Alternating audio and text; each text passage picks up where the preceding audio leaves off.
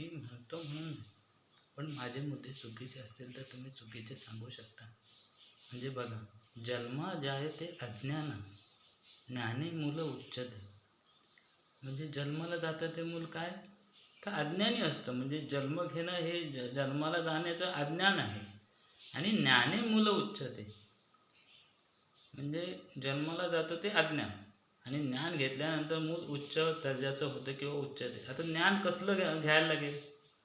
बघा, माणसाने प्रत्येक गोष्ट जर म्हटलं की ह्याक्या म्हणजे सुईच्या टोकावर भीष्म प्रतिज्ञा असू नये. म्हणजे भीष्म एवढे म्हणजे कट्टर होते, अर्थात म्हणजे त्यांच्या ज्या भीष्म प्रतिज्ञा होत्या त्या एवढ्या कडक होत्या की त्यांना म्हणतात बाणाची शय्येवर झोपावं लागलं.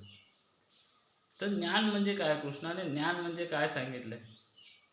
तर कृष्णाने सूर्य झाकला आणि हा जयंद्रथ आणि हा सूर्य, मग कृष्ण सर्व म्हणजे भीष्म प्रतिज्ञावाला होता का हो, हा विचार करा प्रत्येकाने.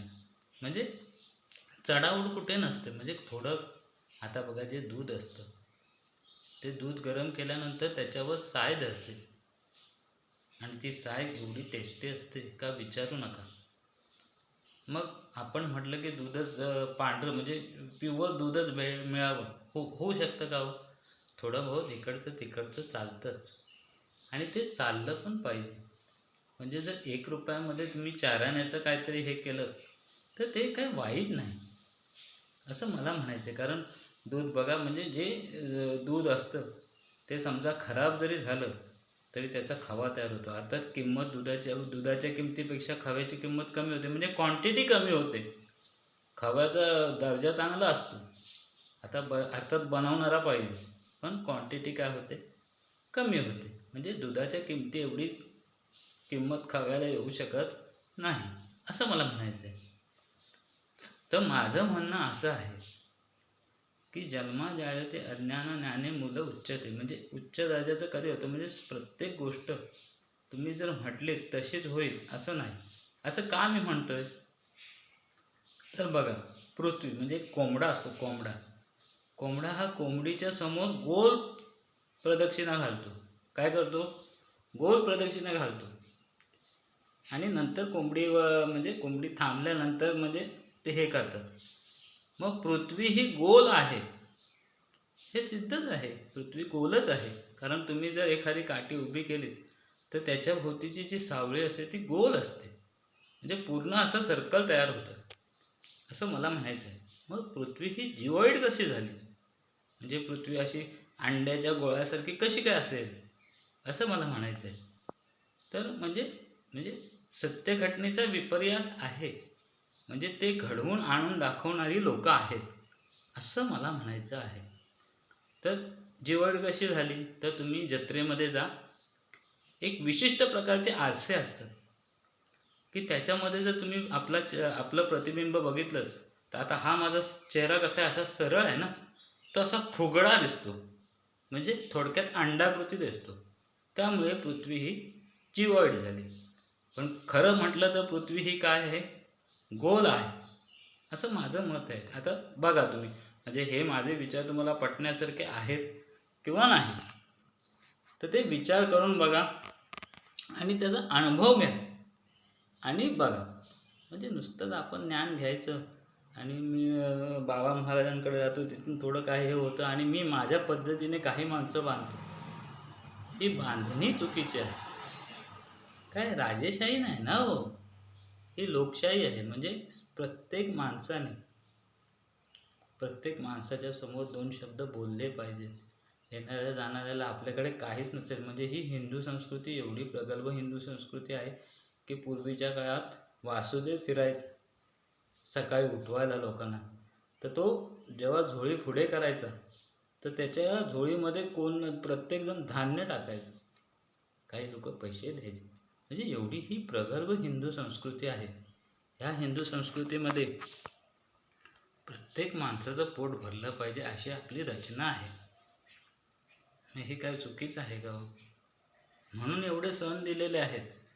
म्हणजे आपल्या इथे मास्की श्राद्ध म्हणजे मास्कीला पण जेवण मिळावं अशी आपली रचना आहे असं मला म्हणायचं आहे. तर म्हणजे हा विचार करा.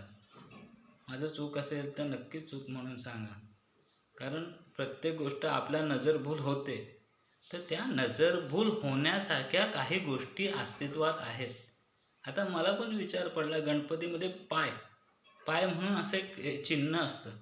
ते पाय आणि is equal to two two two आणि असं काहीतरी सूत्र तयार होतं. विश्वामित्र ऋषीने पण पाय बघितले आणि विश्वामित्र ऋषींची ज्या सत्य प्रगल्भ अशा बुद्धीनुसार सत्य संकल्पना ज्या मांडलेल्या होत्या, त्याच्या सर्व ऑब्जेक्टिव्ह योजना तयार करण्यात आल्या आणि म्हणून ते सूत्र आलं पायाचं, म्हणजे पाय, आणि पायाच्या पुढे बाकीचे सूत्र, असा त्याचा अर्थ होतो. म्हणजे मी खोटं बोलत असेल तर तुम्ही बघा करून. तुम्ही जत्रेत जा, असे आरसे येतात की त्याचं प्रतिबिंब असं अंडाकृती दिसतं. मग असे आरसे येतात म्हणजे त्या गोष्टी किंवा सत्य घटनेला ऑब्जेक्टिव्ह करून दुसरी एखादी घटना तयार करण्याचं अस्तित्वात निर्माण झाली, असं मला म्हणायचं आहे. मग माझं असं मत आहे की प्रत्येक ठिकाणी तुम्ही म्हणाल की मी जातो आहे तिथे माझं 1 रुपया म्हणजे 1 रुपया म्हणजे 1 रुपयाचं नाणं पूर्ण भेटलं पाहिजे, असं नसतं हो. 4 आणे गेले आणि आपले 12 आण्याचा फायदा होत असेल तर 4 आण्याकडे लक्ष देण्यात अर्थ नाही, असं मला म्हणायचं आहे. आणि एखादा माणूस जर म्हणजे करतोच, असं कोण करत नाही असं नाही, आणि त्याचा जर 4 आणा फायदा झाला तर तो पैसे काय अमेरिकेत खर्च करणार, म्हणजे गरीब माणसाच्या बाबतीत बोलतोय हो मी, तो इथेच खर्च करणार ना. काय पान सुपारी तंबाखू बाकी कशासाठी खर्च करणार, किंवा एखादा गजरा नाही म्हटली तर 1 क्वार्टर, बरोबर की नाही. पण समाधानाने राहिलं पाहिजे आणि त्या माणसाची अपेक्षा पण 4 आण्यापुरतीच असली पाहिजे. ती जर वाढली तर तिथे कलह निर्माण होतो. हा विचार करा. म्हणजे चूक असेल तर चूक सांगा, तुम्हाला पटलं तर घ्या, नाही पटलं तर नका घेऊ. काय आता गणपती येणार आहे, मी पण मस्त साजरा केले, रक्षाबंधन साजरं केलं, तर छोटं गरिबाचं रक्षाबंधन, म्हणजे बहिणीकडे जाऊन का आपण हिंदू संस्कृतीत आहोत म्हणून.